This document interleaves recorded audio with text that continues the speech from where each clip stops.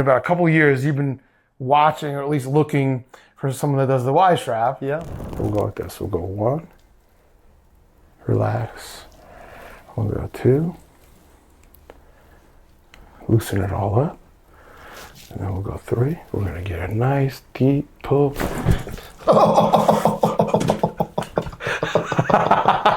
That was it, man. Oh, wow. Man, I heard that one. Ooh, mama. God. Hey, is that what you said that's what you needed? Was that what you needed? What I needed. Wow, like everything between my bottom of my neck and between my shoulder blades just went. That's what I wanted to do. That's why I put my arrow on it.